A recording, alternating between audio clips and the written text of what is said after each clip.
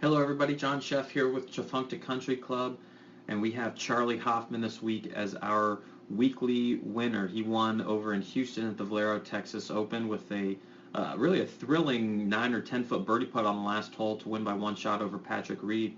He had the lead for a good part of the day. Ricky Barnes kind of started to struggle, and Charlie Hoffman took over control, but Patrick Reed made it interesting. But Charlie Hoffman's been playing very well this year. A lot of the announcers were shocked that he didn't have a win already because he's been playing so well, so it's finally good to see him get that W. So there's a lot of stuff in his swing and posture that you can try and emulate that I think would help you hit better shots, and stuff during his swing that you can try and achieve with yours as well. So I've got him down the line here on the left with a hybrid and face on here on the right with an iron. Let's take a look at the down the line view. I'm just going to draw a couple lines. Obviously with him, with a PGA Tour player, very good posture. As I draw some of these lines, I mean, really good posture there. And what I really like that some people might not agree with is the fact that he's got a little bit of roundness to his upper back there. I see that a lot with PGA Tour players, and frankly, the people that don't have it don't hit great shots. It's because they're trying to keep their back straight. There's so many tips out there, Golf Digest, Golf Magazine, online, anywhere, and they have you put a club against your back and try and match and arch your back so that it matches that club, and they get in your golf posture and then take that club and go ahead and set up. But the problem with that is that you're trying to keep your back straight, your neck doesn't relax. As soon as your neck relaxes, you get that nice little bit of roundness in your very upper back, which tells me that you're relaxed and you're ready to hit. If you keep your neck too stiff and you try and keep all of your back and your spine straight, you'll become too rigid. And quite frankly, you might not even be able to see the golf ball if your neck isn't relaxed and you don't have that arch in your upper back. So I'm not saying to really overdo the arch or really work on it, but just to go ahead and relax and understand that there is going to be a little bit of curve if you do see your swing on video, and it's nothing to worry about. Now, obviously, if we get those shoulders hunched too over, if you spend too much time sitting at a desk all the time, then that would be more of a concern. But Charlie's got great posture here. His shoulders are back, back behind his ears there, and there is a little bit of an arch to his upper back. So having a straight back in golf, not fundamental. What I'm going to see here, let me clear those other lines out of the way, is I'm going to draw a line along his shaft to be a shaft plane line. You're going to see that he takes the club just above that going back, gets the club a really good position right here, so the hands and the club head basically match up at that point. You're going to see about 33% of tour players bring their club under this green line here, so in this area. You're going to see about 33% of players bring it over the green line in that area, and the rest are going to bring it pretty close to that green line. So again, bringing that club right along that green line, right along that shaft plane line in the backswing, not a fundamental at all. So Charlie gets in a very good position there. I do see that a lot with PGA Tour players. They get the club head and the hands to match up. Not a fundamental, but that seems to be very common on the PGA Tour.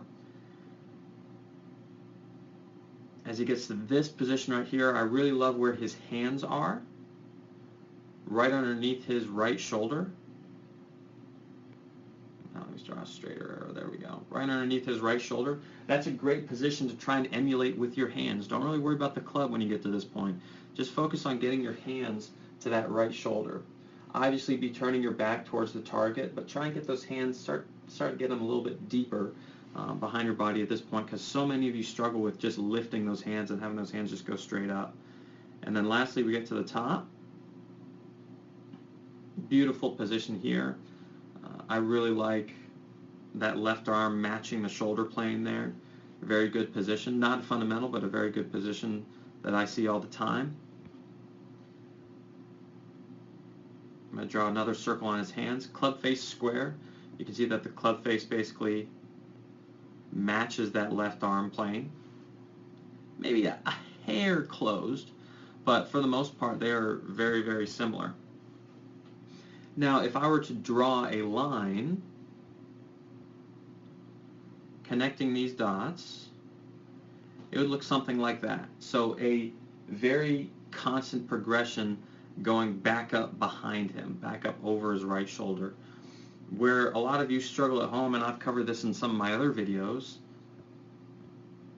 is with your hands, you'll get your hands back down in here, and then over here, and then they'll start to creep up back this way.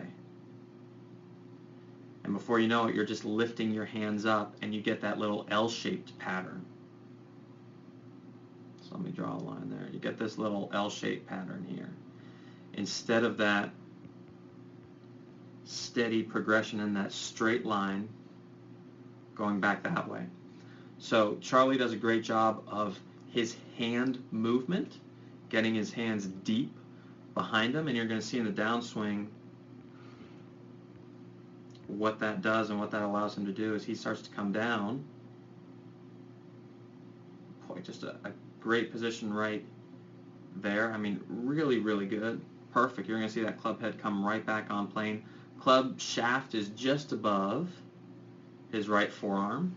Very good position. Anywhere in between those two forearms, you know, anywhere in between here is our zone. We're going to hit a very good shot if we get the club shaft in between that zone. A lot of you will get the club stuck, you know, out here coming down, or sometimes people will get it coming too far under this way, too flat, and they'll hit snap hooks.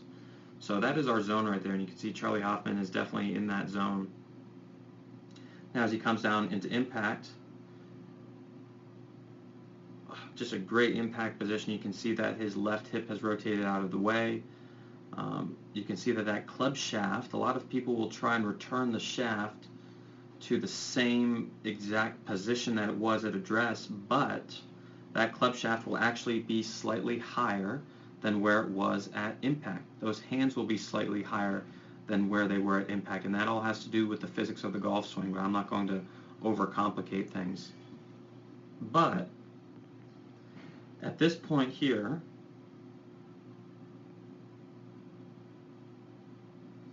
what we see with all the best PGA Tour players that are really striking the ball well, just from impact, once you draw that line along the shaft, coming through, you can see how that shaft and club head trace right up that plane.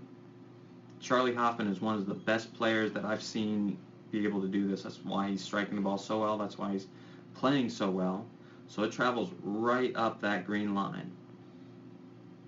A lot of you at home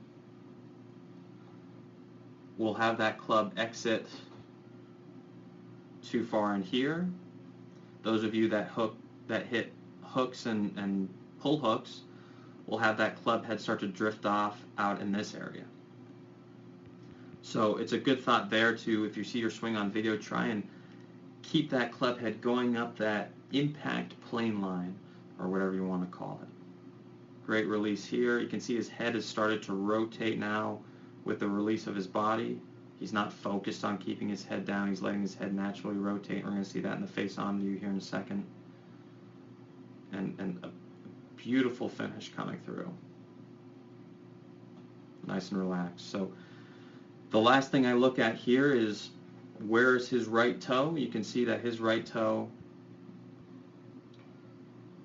sticking right in the ground. I can see all the spikes on his back right foot. So beautiful finish there. Really good, really simple yet effective golf swing. So now let's move over here to the face-on with the iron. I'll just play it once here. Beautiful. So one thing I noticed right away here is that logo on his left chest. If I draw a line straight down from that, you're going to see that's right on with where the ball is.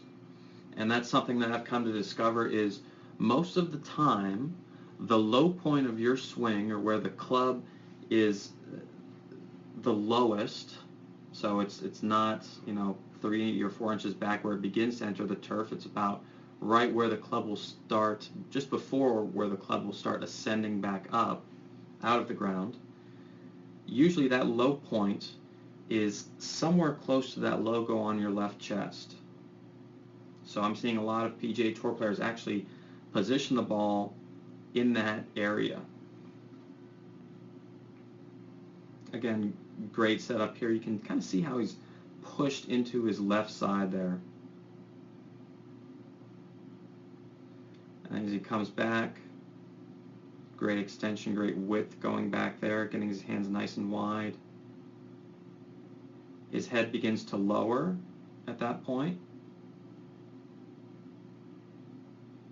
And I'll pause at the top. And this is one thing I'm going to bring to your attention. You might get lessons here and there from other teachers, and they might draw a line that looks like this. Let me redraw that. That looks like this. And they'll say, okay, you can see that your spine angle is pointed away from the target. That's where we want it to. Well, actually, they're drawing a line across your back that goes up until maybe where the bottom of your neck would be.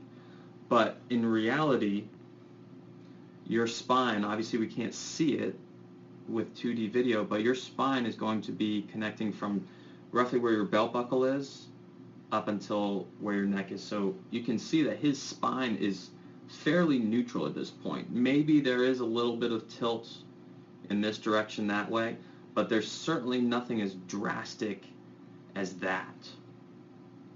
Okay, so that is not a true spine angle.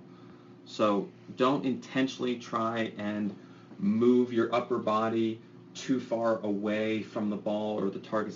That's when you get into some very inconsistent contact with your shots. I see a lot of people then leave their upper center, which is about where your shirt buttons are. They leave that upper center too far behind the ball and they start hitting it fat.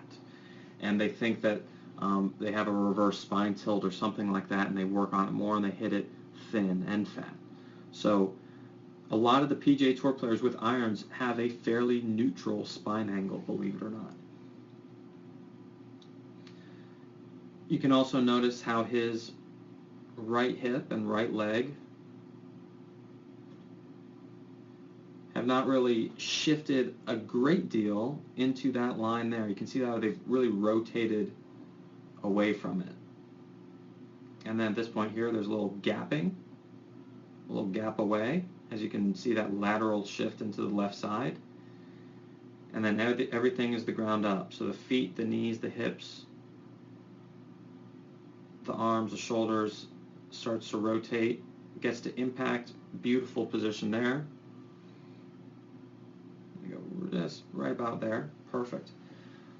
Fairly neutral shaft position. Charlie's not much of a dragger of the golf club, so you're not going to see him have immense amounts of shaft lean and have it be up in that area. So fairly neutral impact position, but hits it very well. All you need is that grip lean forward just a little bit to hit golf shots, hit good golf shots. Beautiful release there coming through. Letting his head rotate with the body coming through. I'd love to see a lot of people do that more instead of trying to focus, keeping their head down. And then beautiful solid finish. So hopefully you learned something from this video. If you have any questions, feel free to give me a call in the golf shop. But once again, this was Charlie Hoffman, and he was this past week's winner at the Valero Texas Open.